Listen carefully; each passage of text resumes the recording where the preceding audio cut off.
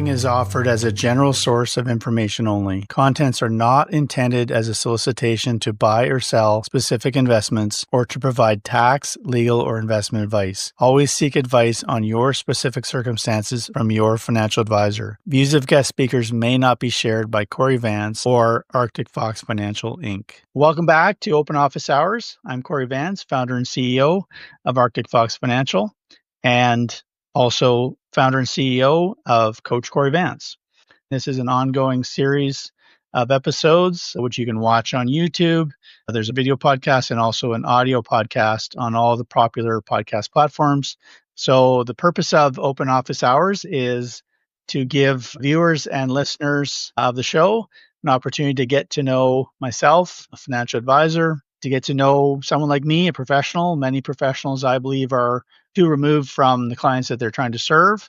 And many people can't relate to their financial advisor, can't relate to their insurance specialist. So I just want to give you a chance to get to know me and to get to know someone like me, to break down some of those barriers that stand between everyday Canadians and the professionals that try to serve them. You can understand who we are as people, what we do better, get to know me, and maybe there's something you can learn and gain for your own financial situation.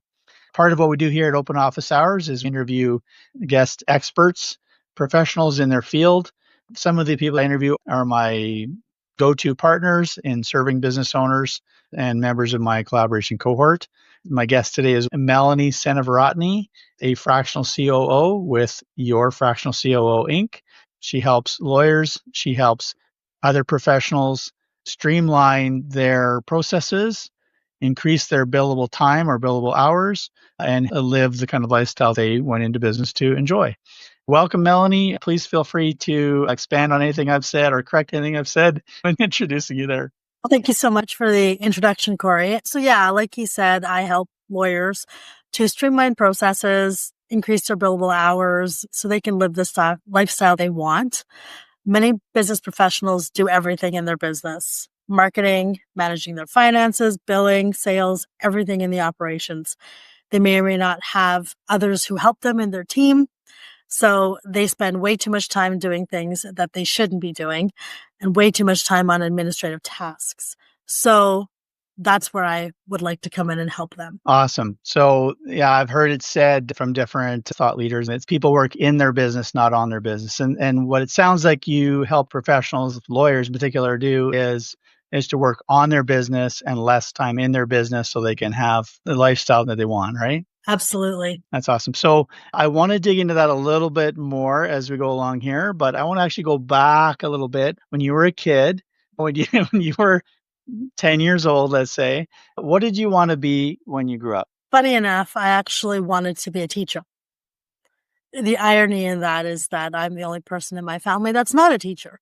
So that's what I wanted to do. I really don't know why, but I wanted to teach. And clearly that didn't happen. That wasn't the path that I went down. If you look at it now with what I do, and even over my years previously, I really do teach and try to help people.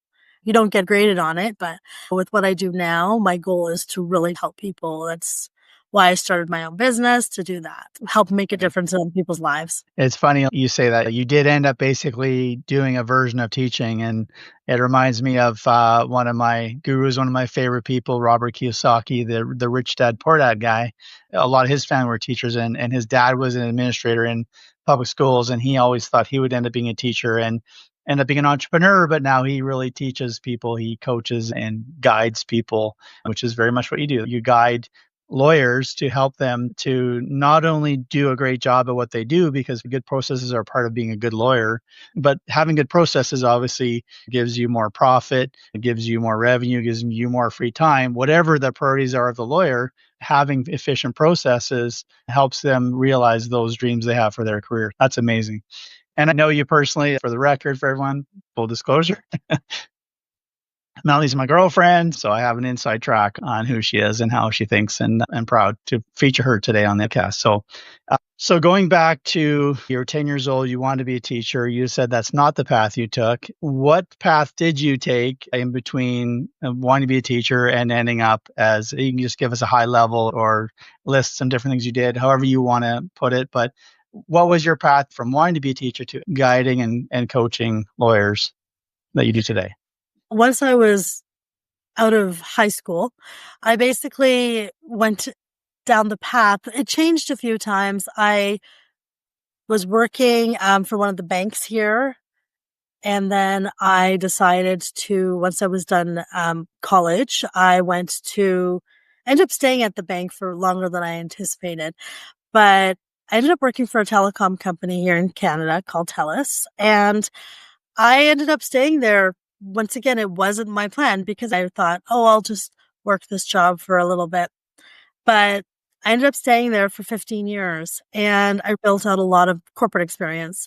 Being in a large company, I learned a lot about working with people and about processes and change because that was such a big thing that happened all the time in a large multinational company. It's always about changing processes and the way things are done. After that job ended, I worked for a nonprofit and I love working for nonprofit. It's one of those things that I've always done throughout my whole life. This was the only time it was paid, but I've been on boards and volunteered a lot throughout my years. I love to give back, and working with animals is one of my passions. So I did that for a couple of years, and then that job unfortunately ended. And so an opportunity had kind of come into my lap because when you work in a nonprofit, unfortunately, you don't always make a lot of money. But I ended up picking up a little part-time job working at a law firm, just doing some closing files and things like that. It ended up becoming a job, like my full-time job. I was initially looking for other work, but I really started to fall in love with the legal industry. I took a couple courses and then it became me moving into the role of the manager as this lawyer that I worked for was growing his business and his firm. He had gone out on his own. I took on everything administrative and operations wise, administrative, finance, marketing, sales, intake, client concierge, you name it, I did it. And also with that and through challenging times throughout that, also ended up becoming a legal assistant. So I was doing legal work. We were a litigation firm, so did family law, criminal law, civil litigations. We grew our team. We grew revenue consistently year over year. And then it got to the point where, it was just time for us after 5.5 years for us to go our separate ways. I wanted to help other lawyers and we had different goals at that point. So I left the firm a year ago. It was actually just a year ago last week and started my own business, Your Fractional COO, so that I could help other lawyers because I just fell in love with the industry. And so now I basically help lawyers across Canada and the US offering coaching services to help them deal with, like Cory mentioned, I have lots of experience with processes. Was really a big thing to help us grow the firm. Having things documented, whether you're dealing with people who want to leave their job or have an accident and aren't in the office, you need to bring somebody else in to be able to take over doing that job or hire somebody, or you want to be able to take a vacation and leave the office and know that your business is going to keep running while you're gone and revenue will still come in.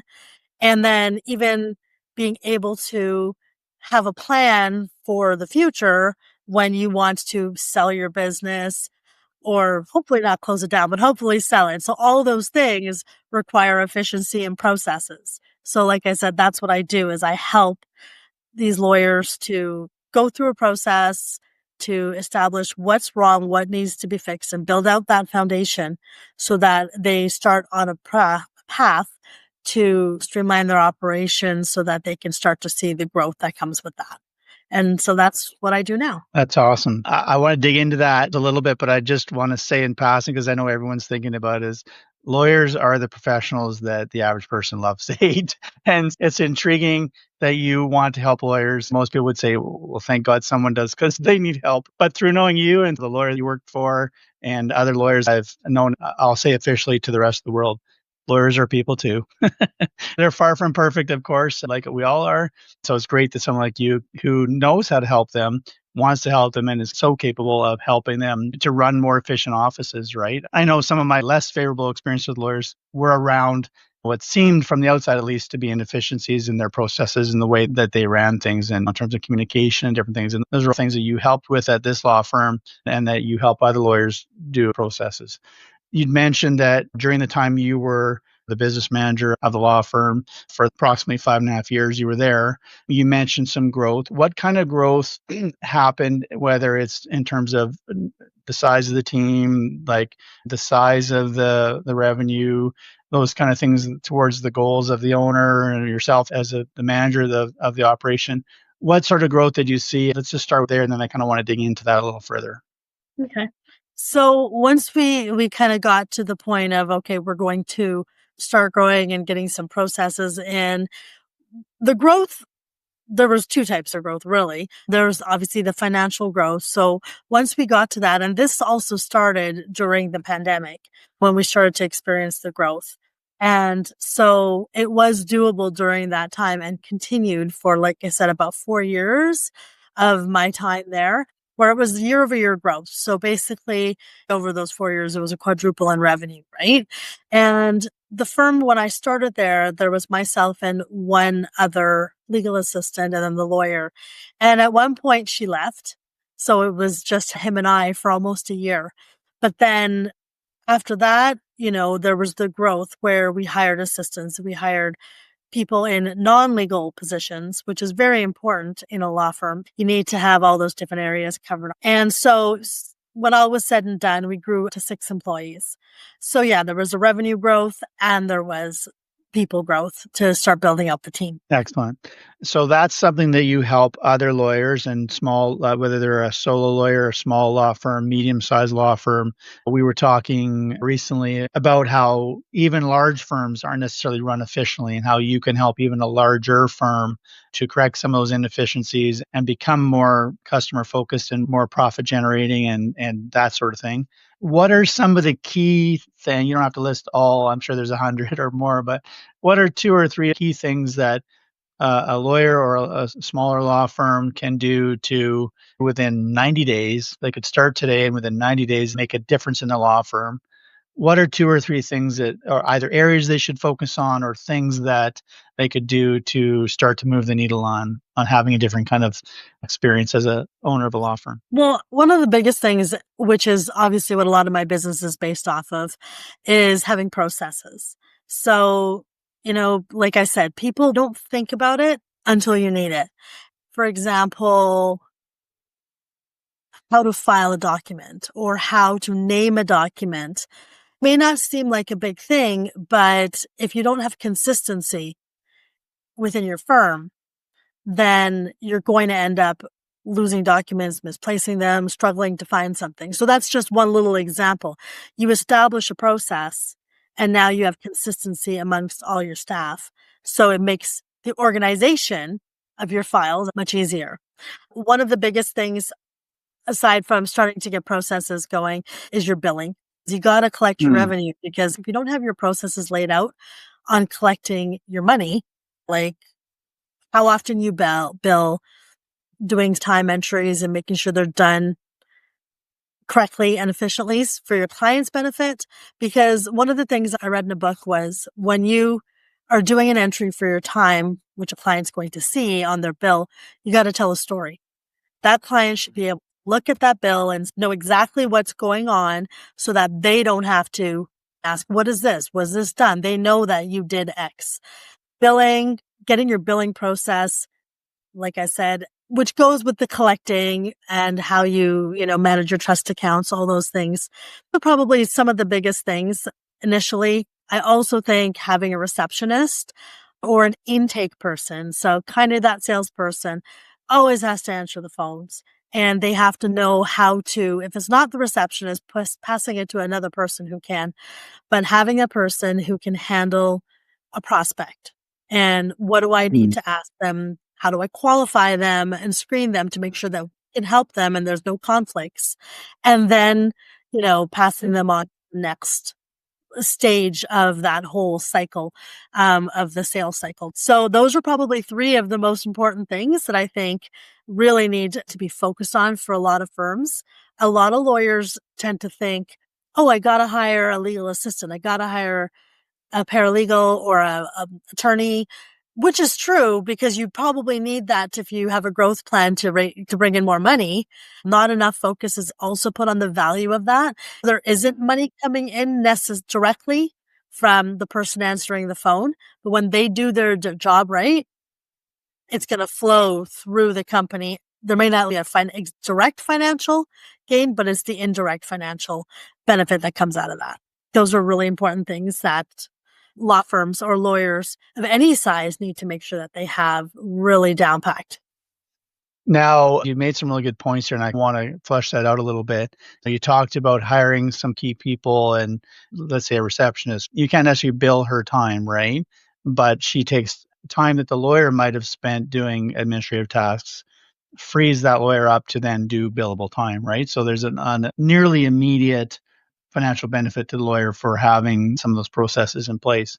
But one thing related to that, and where I want to go with this, because I know you're different on how you do this, is the term fractional COO. I know we've had lots of conversations where people at first blush don't necessarily know what that means, right? Fractional COO. Fractional, of course, means part-time, right? So, most business-oriented people know what that means. A lot of lawyers or solopreneurs may not be familiar with the term, but as a fractional COO, how is what you do differently? How do you apply that differently to a law firm and to a lawyer than a typical fractional COO or a typical COO in that kind of role? How are you different that way?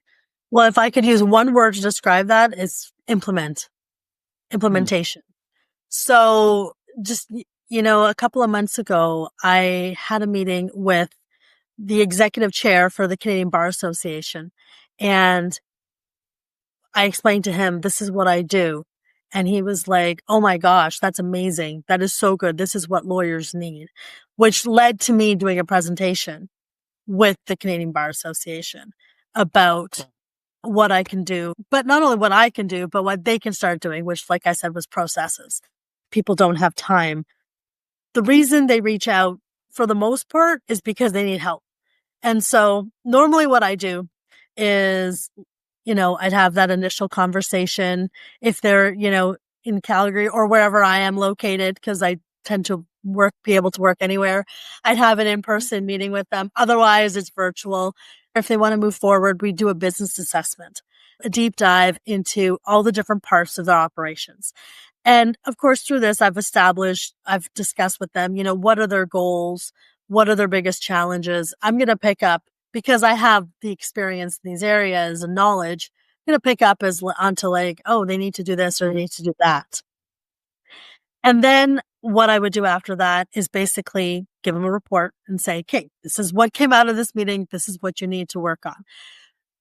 That up to that point is very often what a coach does. So do I coach? Absolutely. However, what I'm doing to make myself different is, great, I've told you, okay, this is what changes you need to make, etc. Now I'm going to help implement that. So I provide a proposal to say, okay, this is what you need. This is what we discussed. This is the cost. So at this point, I'm going to come in, and this is where the part-time comes in. It could be a 1-month project. It could be a 3-month, 6-month. It could even be a year project. It really just depends on how much work needs to be done. And this is where I'm going to come in. If you have staff, I'm going to work with your staff. If you don't have staff, then I'm probably working with you. I'm going to establish and create documented processes on how different things are done. From there, ideally, I want to help you grow your team. So now we're going to start hiring. I'm not going to necessarily do the hiring, but I'm going to guide you through that and make sure that you have all the support you need so that when that person starts, they can be onboarded successfully and there's documentation that can lead them into starting this role and how they do it. So that's what makes me different. It's not just telling you what to do, because let's be honest, I can give you a piece of paper and say, Cory, here's what you need to do to improve your business, but you're so busy, hire me to do it for you and help you get there. And then, like I said, it's a 3-month, it's 6 month, it's a year, depending on how much needs to be done. And then once that I always say you build the foundation. Once that foundation's built, then we work from there. You could continue on with me in an advisory role, but I'm bringing in other people from my collaborations who can help you to automate things or really analyze your finances, long-term projections, all those kind of things. It really just depends what your goals are and what your plan is once you've gotten to this point. So that's what makes me different and how I would basically be able to help lawyers differently. For example, it seems like a typical situation might be a lawyer finally realizes and admits they need help. That's one of the biggest things entrepreneurs struggle with. They don't know that they need help, but they struggle to admit that they need help and that they can't figure it all out. So they come to the point of admitting, okay, I need some help. And they meet with you and discuss their needs, and you do an assessment. You say to them, okay, well, I think the quickest way for you to increase your personal billable hours, if that's key for you, which likely is for them to be able to either grow the firm or even spend more time with their family or pursue their golf addiction or their travel, they're probably going to need to shift some of their time away from either administrative tasks, right? Let's say that's the number one thing you identify. Okay, you need some administrative processes. So you'll suggest that that's where they focus. They say, okay, great, let's do that. You'll go in and set up and create some processes and develop with them some processes that work for them. They are confident, okay, yes, this will work in this environment. And for me as the lawyer, you set those up. You work with those processes directly to work out the bugs and fine tune them. And then you'll help them to, once they're all smoothed out and good to go, you'll help them find a person who can fulfill that role at a much lower cost than you as a fractional COO will be charging. So someone at a market rate for that role. Then you'll guide that person to adopt those processes, verify they're doing it correctly. They have the buy-in of the lawyer's mission, right? They go, great, I worked out all the bugs. Then you go to the lawyer and say, okay, we did that. It took this long. Here's what we did. Now you have X amount of extra billable hours. What's next? Is that basically how the process goes? Absolutely. Yeah, that's pretty much how it goes. And like you said, a lot of professionals, not just lawyers, they spend a lot of time and money to become a lawyer. One thing they don't learn is how to run a business. Running a law firm is no different than running a business. They all need the same things. They need to be treated like a business. They all have a financial, marketing, sales, all those different components. It's just tweaked for the different industries. And obviously, like I said, with lawyers are in the legal industry, you got to make sure you know the rules that you got to follow and regulations and know how to deal with trust funds, because that's a big thing that so many lawyers keep them up at night, right? The way you described it is pretty much exactly what I do. I try to be different by customizing. I don't have a cookie cutter product I offer. There's a few little things I like to do, but for the most part, I'm going to customize it to what you need. If you said to me, Melanie, I can only give you pay you for 10 hours a month right now, then that's what I'm going to do. But if you want 20, I will adjust it accordingly to help you meet your needs, because every little thing will help. Whatever the path is that the lawyer wants to grow their business or achieve their goals. Well, in my role as a financial advisor, specifically helping business owners grow their business, grow their wealth, and fund an amazing lifestyle, processes are a key part of any business. Lawyers are just like other business owners, another type of business, right? Processes are so important to helping the business owner and helping the business run efficiently. I've heard cases where someone I know had a business that started at approximately $1 million and grew multiple times that while this person owned the business. Unfortunately, during that time, their actual net profit didn't change. which is something that, and I'm not here to analyze the whole situation, but sometimes that's a mindset thing. Sometimes that's a process thing, right? Sometimes that's like you said, they're great at. A lot of professionals, a lot of business owners are like this, and businesses start this way. I'm really good at X. I'm going to go do X. The company charges Y. I'm going to charge Y, maybe minus 10%, and I'll make a killing. What they don't understand is all the other business expenses, support expenses, everything else that goes into the business charging Y for the services, right? And the fact that they only get paid X. A lot of businesses start on that and are running that of like, okay, I'm great at this, but they didn't learn how to run a business, right? Sometimes it's a matter of, well, the bosses own the business so long, they can almost do it in their sleep. And it feels like they are golfing so much, they're never there, or they're driving a new car every 2 years in Mercedes or whatever. This is easy. I can go do that, right?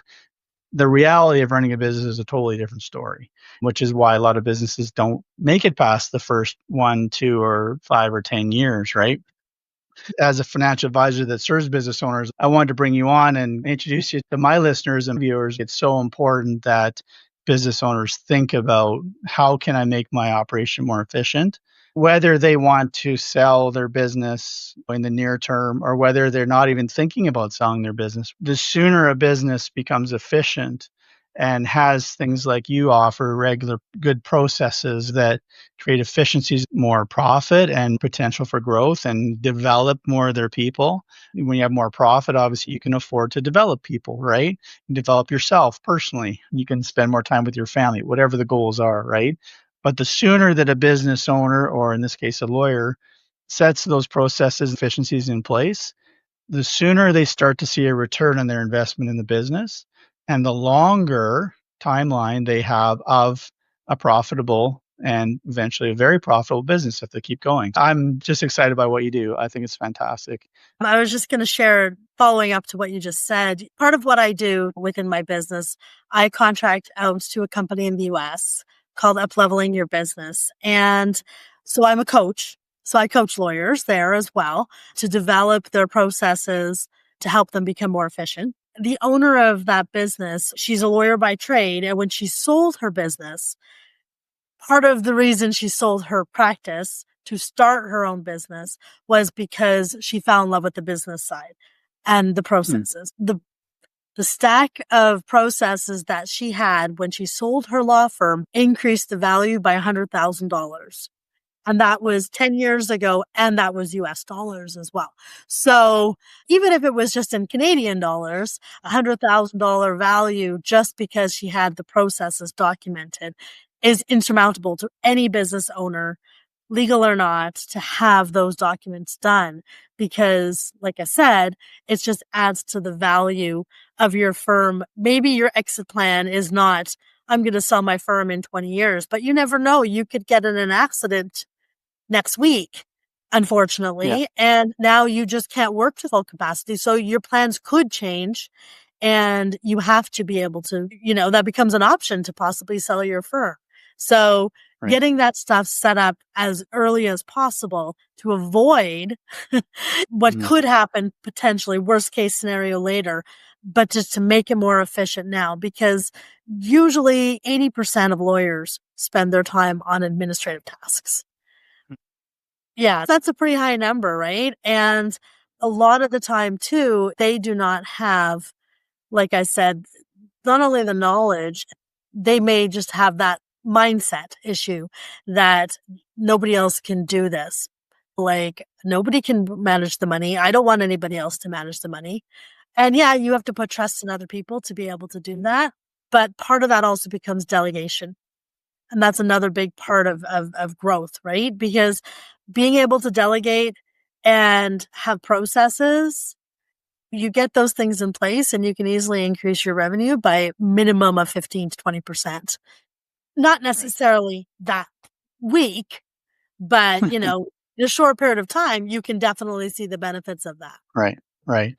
And so, Megan, because you brought it up as well, the idea of exiting the business isn't always a planned event. If the owner or the owner's partner, spouse, or business partner, fellow lawyer gets sick, or injured, or in Calgary, we always say you're driving down the Deerfoot and you're in a car accident. Not to make light of that, but anything could happen. We both know people who have, like, in an instant, we're having dinner with them one night, the next day get a call out of blue, there's an accident, the person's life and career has changed. I say that to properly prepare a business for the owner to sell it, it takes at least 2 years. 2 to 5 years, it's a process. It's one reason why I tell clients and business owners that as soon as you launch your business, you need to start thinking about a potential exit for a couple reasons. One is because if you don't, like I said before, put in some efficiencies and create some processes from the beginning,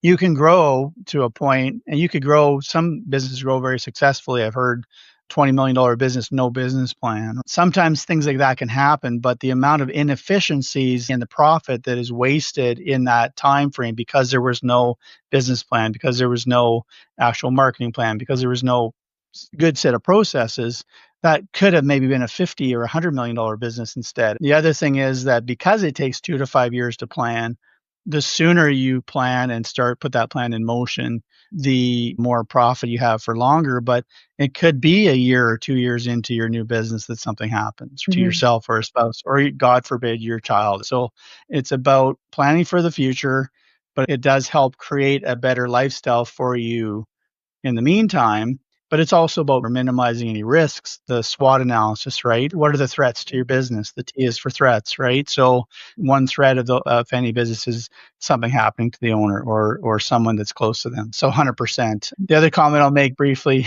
because it popped in my head, you mentioned at least it was US dollars, but Canadian dollars are dollars too. They're real money. It's a true story. And I may edit this out later, but I'll tell a quick funny story about that. Years ago, I was living in St. Louis, Missouri. And I don't know why, because I'd been there for months, but I had a little bit of Canadian coins on me at the time. I was in a Union Station, a former train station downtown. I went to buy some lunch and had the exact change if I used a Canadian penny, right? And the lady behind the counter, without even thinking about shillings, goes, "That's not real money." I'm like, "Yes, it is. It's Canadian money." But anyways, our money looks funny, but it's real. It's not monopoly money.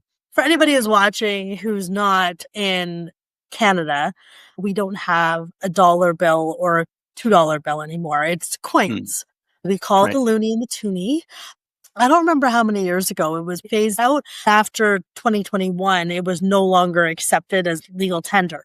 I had a friend who was from Canada but lives in the US now. However many years ago, she came here and pulled out dollar bills. I was like, "Where did you get that from?" And she says, "The bank." And I was like, "Oh, okay." And that was before 2021. It was pretty rare that you ever had dollar bills circulating anymore in Canada, right? That's funny. How things change. Speaking of change, that's one reason why we need to plan for the future, because things can change. Like right now in the news, this week and for the last few weeks and going forward, probably for weeks or months, Trump and tariffs on Canada and things like this. This is set to disrupt many Canadian businesses. There's also going to be some opportunities for creative people, creative business owners, and maybe even some lawyers to actually have different opportunities because of that they wouldn't have otherwise had. So that's good. And people, please watch out for those opportunities. But change is the one constant in life, right? And so having some efficient processes like you help people with, and having you help put the right people in place is very important. And the sooner you put the right people in place in your business, we all know what happens if there's a toxic manager or toxic employee in a team, right? It really drags down everybody. So I want to touch on something else you said around that, which is you said you also have a cohort of professionals that you lean on. You'll recommend to lawyers to help them with specific tasks or business problems that they may have. One of which would be HR, right? So can you talk a little bit more about the kinds of people that you have in your cohort that you might introduce to a lawyer to help them reach their goals? Absolutely. So first off, I have people that would work with any type of business, whether it is accountants, bookkeepers, HR, marketing, lots of different avenues for marketing. However, I also have some contacts that are specifically geared to law firms as well. I have a great organization and a lady that I work with in the US who does marketing for law firms. There's a couple of people in Canada, bookkeepers specifically for lawyers as well. I'm just starting to work with an accountant that is specifically for law firms. So you name it. And just because I know marketing and there's certain parts of marketing that I know how to do, it doesn't mean that there aren't other people out there who can take it further than what I can do. And Right. that's where I like to help people. I have a client right now where they're over $1 million in revenue a year, and all their marketing has been just referrals, which is fantastic, word of mouth, but they want to grow. So you got to grow the marketing. Absolutely. I know how to get started and to get things going. But for the long-term strategies, I know people who can help with that as well. Obviously, everybody needs, like, one of the first things you should have is an accountant, so there's accountants out there. They need to understand trust accounting, but bookkeepers, different story. They also need to understand trust accounting as well. There are some bookkeepers out there who won't take law firms because they don't do the trust accounting. And so I have ones that will. Lots of different avenues out there of people and areas that can help. It helps to have somebody who knows how it works with law firms, but there are other areas of business where you don't need to necessarily know that. One thing that a lot of law firms don't have, they don't think of themselves as having salespeople. They don't need to have salespeople, I should say. And like I mentioned earlier about having intake, your intake person may or may not be a salesperson. When I worked at the law firm, I did the intake and the sales. My job was to sell a consultation with the lawyer. It helps to know a bit about the industry, or the practice area, I should say, that you are working in, especially when you have complicated things like family law or criminal or civil litigation, because there's so many different situations. But, I basically could sell the prospect on the consultation of meeting with the lawyer. And we charge for a consultation. For all those people out there who are lawyers that are listening, if you're not charging for a consultation, we definitely need to have a conversation because your time is valuable. Having that salesperson too is not, you don't necessarily need to know about the legal, but you need to know how to sell. Sure, there's scripts and the process defined, but people don't have to have experience within that specific area to work for a law firm. I've got a few thoughts in my head. I hope I can get to them all. But one is that the number one thing I think as a former and likely future, you should always have a lawyer that you trust in your corner. One of the things that I think the average person that they hate about lawyers is that, and this is true of a lot of professionals, is because they're really good at what they do, they aren't always very good at putting it in terms that your common person or the lay person makes sense. It makes sense to them, right? So that rubs people the wrong way. But part of that is just down to when I phone and I'm in this panic situation, does the lawyer care? Do they give a crap about me, right? And if the first person that answers the phone, whether they're trained in sales or not, they can learn sales processes if they have the right attitude. But number one, they've got to care enough to listen and go, hey, I'm sorry that's happening to you. Tell me what's going on. How is it affecting you? Let's see how we can help you, right? As opposed to, well, you got to talk to the lawyer. We get charged for that. Like, that's just so key and so simple, really. Another thing I wanted to talk about is I imagine some listeners and viewers are probably thinking, okay, I'm a lawyer. Let's say I need to hire a receptionist, but I can't afford it right now, or I know I need to have a marketing specialist or whatever. I can't afford it. What I believe you do, and correct me if I'm wrong or restate this in your own words, however you like, but what I understand is you can help that lawyer create that financial margin in their law firm by putting some of these processes in place to remove them from directly doing a lot of the processes themselves, which are probably not efficient at all, just whatever they happen to develop as they were starting out their law firm. You can help them put in those processes that can create some financial margin so that they can then afford to hire a marketing person to create more sale, or hire a person or to train some sales into their reception, whatever, right? Help them afford to do those, right? Because that's the number one thing as any business coach or consultant. People will say, well, I can't afford that. Well, you're someone that can help them afford that very Absolutely. quickly. And that's the focus of what you do. Our first priority is, what can we implement or change to help you have more financial margin in your law firm? Because it will take money to pay you. At some point, they're going to need money to hire someone like me. By creating that financial margin for increased profit, you can afford them the ability to do those things that help them reach their goals. Absolutely. Let's take an example. So let's say, I'm talking to a lawyer and I ask them, how many hours do you spend a week doing administrative work? Right now, they're doing these initial consultations. They're doing some marketing. Maybe they're even answering the phone. Okay.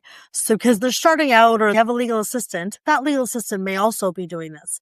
Let's just say they spend 10 hours a week on an administrative week. Great. So you spend 10 hours a week and your billable rate is, say, $300 an hour. That's $3,000 of revenue or income that you are losing doing the administrative work. In 1 month, we'll say 4 weeks. So that's $12,000 of potential revenue that you're losing because you're spending all your time doing this. So I don't cost half of that. I cost a minimal part of that. So let's just say that you hired me for $3,000 a month. It may be an investment in the first month as we get going. But as soon as we start to create these processes. We spend the first month creating the processes. Okay, this is how it's done. And we even start into a hiring process. So the second or third month, we've hired somebody. That person will cost less than me probably, depending on market rate and what the position is. But even if that person costs $3,000, let's say they cost the exact same thing as me, or even if they cost $4,000, you've now gained 40 hours a month that you can use however you want. You want to increase and spend 20 more hours working, that's $6,000 revenue a month. Mm-hmm. You want to use the remaining 20 hours to spend with your family, go golfing every week, take a vacation, or put it towards going to a vacation, right? Those are the benefits that come out of doing this. Maybe in the beginning, there may be a little bit more of an investment, but after 1 month or two, like the long-term results are amazing. You're going to get your revenue growth. You're going to have more efficiency. And now you've got the processes, you've got a person doing it, and you're no longer doing something that you don't like doing or don't want to be doing. Your time should be used for the highest paid. They say like whatever the lowest paid job is should be done by the lowest paid position. It doesn't mean somebody's bad, but if your receptionist is getting paid $20 or $25 an hour, whatever the rate is, and you're charging $300, you shouldn't be answering the phones. And depending on how your business is set up, a lot of these positions can be run virtually. Even if you have in-office operations and everybody is in-house, you can have, for example, somebody that does your intake and your sales remotely, virtually. Your marketing is a big one that can be done virtually. And the cost on that is phenomenal. They often talk about one thing that I believe in is that a profitable law firm should probably be at least 33%. It should be 1/3 of your revenue. 1/3 of that should be profit. 1/3 of it should be your costs, like your overhead. And 1/3 of that should be your salary. It could be if you're paying a contractor or your staff's, whoever's doing that position, right? A 33% profit margin, which a lot of law firms are probably not at right now, unless they're completely virtual and have no staff. But it affects them in the other parts of their life. And that's, I want to try and help. For sure. And that just reminds me, you talk about what the profit should be. I don't know any data or haven't seen the same information about lawyers specifically, but I've seen examples where someone's a doctor making $250,000, $300,000, $400,000, $500,000 a year, and they're living paycheck to paycheck. In this case, they just made so much money. It flowed so easily. They just didn't pay attention to what they spent money on. They went for the Mercedes. They had the big house, and they're always month to month struggling to get quote unquote ahead, right? My point is that just because you may be an amazing doctor, you may be an amazing lawyer, it doesn't necessarily mean you even know some of the basics of financial management, right? Like how debt works, how to minimize your taxes. So what I'm getting at is I can refer people to some great financial coaches that can help with your mindsets around money as a lawyer, as a business owner. If you're not a lawyer watching or listening to this, I'll give an example, right? So this is a stereotypical situation is at least in terms of parables, right? So a business owner is going along, and running my business. Well, one month they have a really good business. They're maybe not even sure why, or maybe they did some extra marketing, whatever. All of a sudden, they have an extra $10,000 come in. They go, woohoo, $10,000. I'm going to go on a big trip, or I'm going to buy a boat.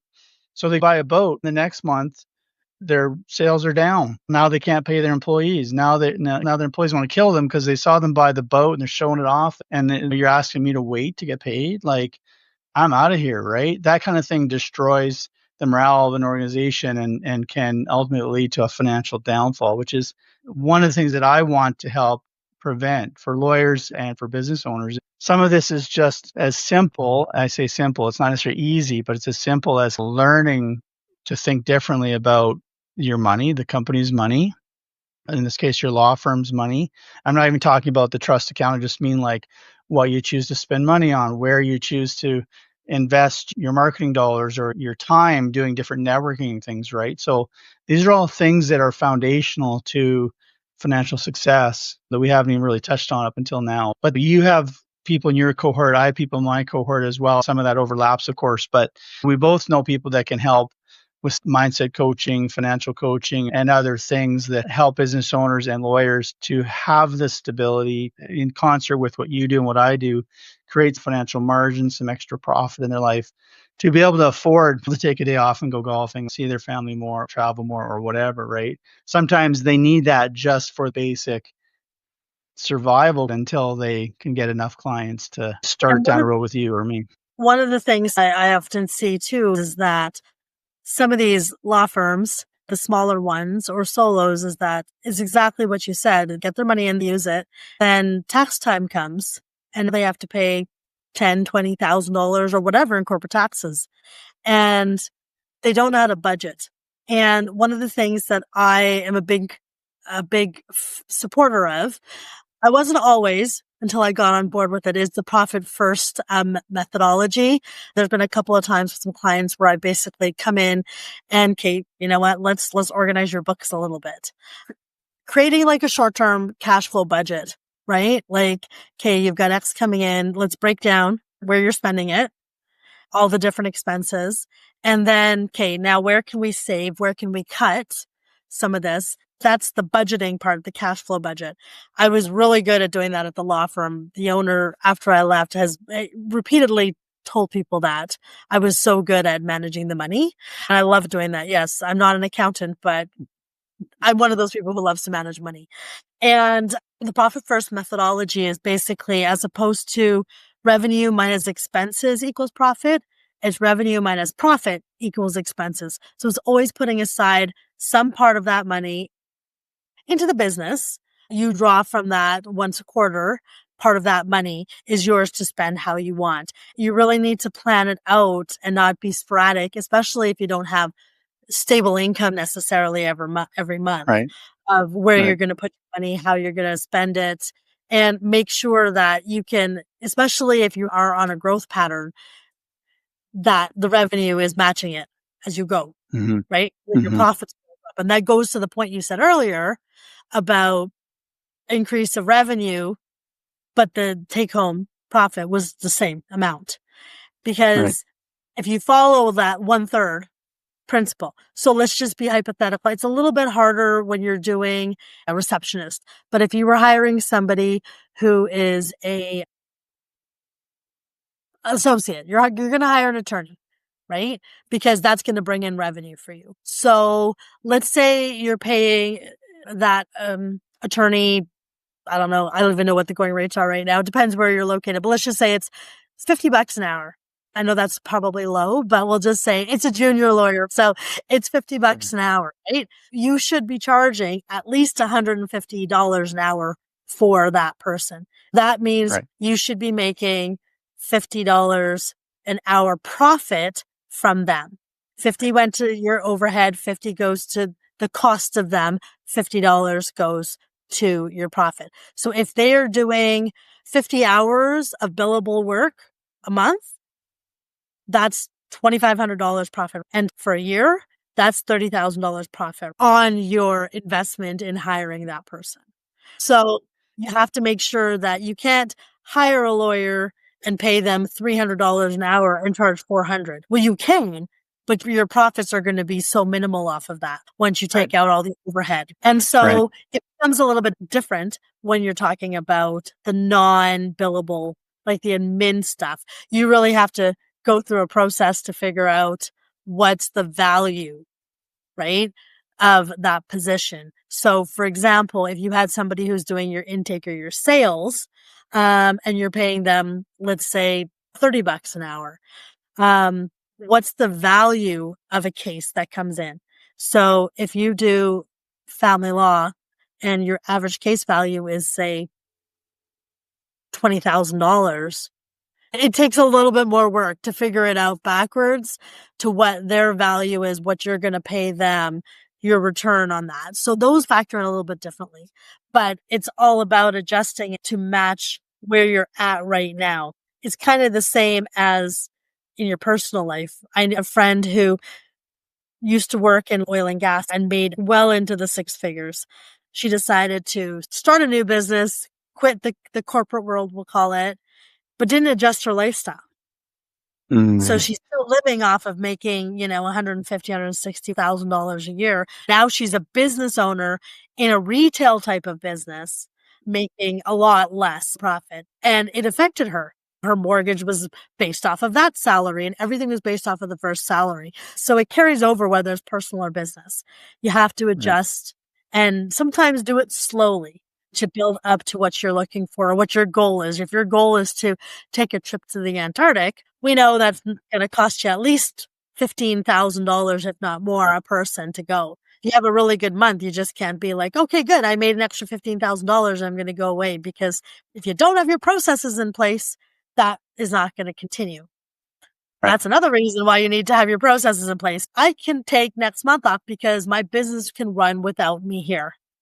And having the processes, getting somebody like myself in to be able to get all that stuff will help in the long run. And I'm glad you mentioned that, because unless your business is to the point where you could literally take a month off, and different people have different gauges, a month, 6 weeks, or 3 months. But unless you could leave for at least a month where all the rent payments, the employee salaries, everything, any other obligations are met while you're gone, which would require processes and people in place. Unless you're at that place, you don't actually own a business, you own a job. You own a job, and it might be a better job than what you might enjoy it more than you did, but you don't own a business until you can step away for at least one full cycle of all of the payments and income, right? I wanted to touch on part of what I do, and you help a lot with this as someone who helps business owners grow their business and grow their wealth. Part of growing your wealth, growing your business as well, is protecting it. One of the ways I help protect business owners' wealth is to prevent loss. Generally speaking, the number one expense in life is taxes, right? If you're in a situation, I knew a guy 10 years ago who he owed $50,000 to CRA, right? The Canadian version of IRS, right? And he was thinking about filing bankruptcy, and I was like, please don't do that. Like, you have the skills, you have the resources you could go on a selling spree of your product, your services, and you could create that. You could live really simply for 3 months. You could create that income and pay that off, or at least get on a payment plan. My point is, if you're in a situation like, I don't know how to get out of this situation, I'm considering bankruptcy, I'm considering some drastic measure, please don't do that. Contact me or contact Melanie. We'll put up that information in a bit here. We both know accountants who are well experienced at arguing with CRA, right? And getting people's tax bills down. Whether you're taxed in a way that's technically not fair, or there were some mistakes made, or you forgot to file, they can help with that. I know a tax lawyer who used to work with CRA, got his law degree, and now fights CRA for business owners. So we know people like this. It's not just people that can help grow with marketing and sales and process. We can also help you protect your wealth from being eroded for taxes, through lawsuits, through different things. We know other litigation lawyers and business attorneys that can help you structure your business, especially if you're preparing for an exit. Change the structure of your business so it protects you and your wealth from taxes down the road. The way I summarize it is, there's strategies that the rich and the ultra rich have used for centuries to not only grow their money, but to protect their money and pass it on to generations. And as a person in the financial services industry, I have access to most, if not all, of those strategies. I help business owners, and I'll even help lawyers, because we know lawyers are people too. I love some lawyers. I know some lawyers that are just hilarious, and they're just wonderful people. This is part of what you do and what I do. Is not just about growth, it's also about protecting our listeners and our viewers from things that will erode or steal their wealth. I wanted to touch on that before we go. I know we're over time here. We've been having a great conversation, but if there's anything you meant to say or wanted to say and didn't have an opening, if there's anything you want to share before we go, I want to give you the opportunity to do that. Then we'll close off after that. So floor is yours if there's any parting thoughts. One thing that you did say earlier, which I want to shortly touch on, is you were talking about, I'm referencing this to marketing, and we were talking about sales. And, when getting somebody else to do certain things for you as a lawyer is a good thing. For example, your audience for a lawyer is everyday people. Your audience is not lawyers. Your prospects will come as ordinary people. So you need to make sure that you communicate to them in a way that they understand. When you're doing legal documents, that's a little different, because there needs to be legal terminology in there to bring them in. Having that receptionist, intake salesperson as a non-lawyer, because they will talk and understand things in a different way without giving any legal advice, in a way that the prospect can understand. And you mentioned about having empathy towards that person. Another way too is when you're talking about marketing and doing things like social media posting, writing newsletters, writing blogs, which are great areas to get started in when you're really trying to get your marketing going. Having somebody who is not a lawyer write that content is key, in my opinion, because the law firm I was at, the one girl, lady who wrote the blogs, she wasn't a lawyer. Her and I both at times did newsletters. I did the social media posts because I communicated as a normal everyday person. And that is so key, because you can relate to people at that level. And so that's just like, if it's something that you want to do as a lawyer, but you can't do because you don't have time, or you're trying to do it, there are ghostwriters. I think it's something that I've done on the side, and I still currently do. It's actually one of the services that I offer. That's a little bit outside of what we talked about, but I love doing some of that, the writing. So definitely something to think about for lawyers or any business owner. As you're growing your firm, you can still have somebody else write for you. You just have to check it to make sure it's valid, and that's it, as opposed to spending the time writing, which you don't have to do. So that was my last little that I wanted to share, because I think it's really important for people to understand. Thank you for sharing that. I do want to highlight that just slightly further by saying that Melanie is a fantastic writer. She does blog for her FCOO business, and she also blogs on her personal interest, traveling. She's a travel blogger and loves to write about travel and loves to travel. So we'll put those, I'll ask you to speak it out, because we'll have to insert the screens later, and we need something there during the time that it's up so that it makes sense what people are looking at. I'll ask you to name your website, even the travel one, if you want, and the best way that people can contact you. But please, if you're a lawyer and your first thought when you heard all that was, oh, I'm a lawyer, I can write. Well, again, even if you love writing, unless you want to carve out time in your business so that you can write as a passion, as a side project or whatever, writing to promote your business is not the best use of your time. Someone like Melanie and other people, if her style isn't exactly work with you, that's fine. Melanie can, or I can refer you to other people that are really good too. Mm-hmm. My point is, it's something you shouldn't be spending your time doing as a lawyer. You need to spend your time as much of it as possible on billable hours. There's another way that Melanie can help you create some billable time in your business. Go ahead and please tell us the name of your websites, how people can best reach you, and then we'll close out from there. Thank you, Cory. So basically, you can find me. My website is Your Fractional COO. That is YOURFCOO.com. Same handle, Your FCOO, on Instagram or Facebook.